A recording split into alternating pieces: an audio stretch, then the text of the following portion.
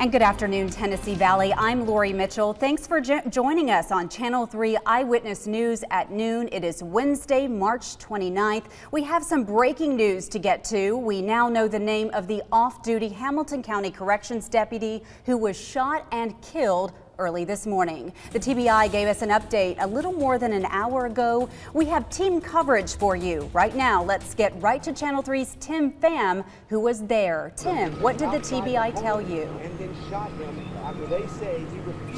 Well, good afternoon, Lori. We've been tracking this story for about the last 12 hours now, and you can still see behind me that there's crime scene tape up, as well as detectives still processing the scene.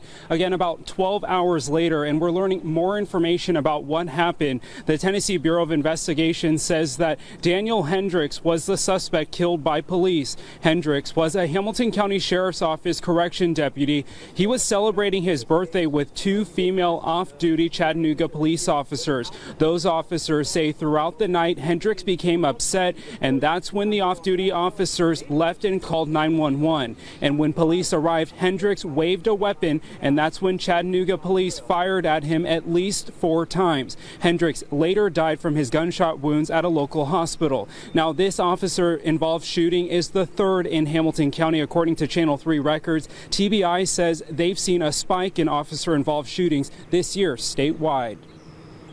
Statewide, this is now the 15th officer-involved shooting that TBI has investigated in 2017. We're on track to work 90 of these, we estimate, which is pretty high for us.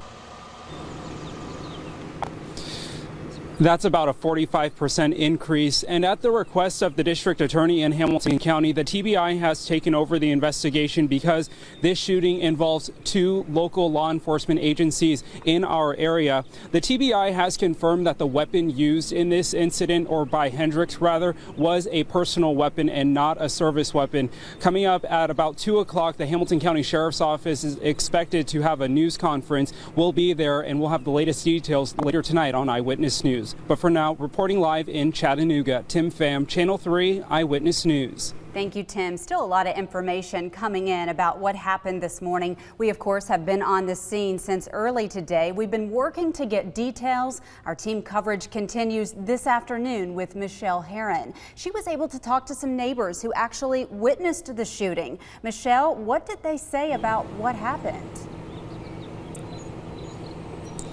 Hey, good afternoon to you, Lori. Just one note, lots of people being impacted by these couple of streets that are still shut down at this hour. We're almost 12 hours into this investigation, and as you can imagine, lots of folks haven't been able to get in and out of their neighborhoods, and lots of people just standing around wanting to figure out what happened. Now, I met up with Anita Franklin. She lives nearby. She was just getting home from work around 1:30 this morning when she happened to hear those gunshots erupt.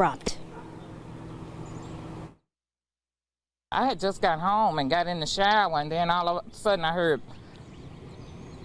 just rapid fire, like 5 or 6 shots. Now, the TBI does tell us that that CPD officer did shoot Hendricks at least 4 times. Now, they're still trying to figure out if Hendricks fired his weapon at those officers. That's one of the many, many things that they are still trying to figure out right now. Now, we still don't know exactly when these roads will open up, but as soon as we know, we'll be sure to pass it along. You're going to hear more from Franklin coming up at 12:30. But for now, reporting live in Chattanooga, I'm Michelle Herron, Channel 3 Eyewitness News. Thank you, Michelle, for that report. The TBI taking over this investigation, a neighborhood now impacted, not sure when those streets are going to reopen. Of course, coverage does not stop here. We still have many questions to get answered about this case, and we'll continue our team coverage throughout the day on air and online. Be sure to download our Channel 3 app. We'll pass along these breaking updates as we get them.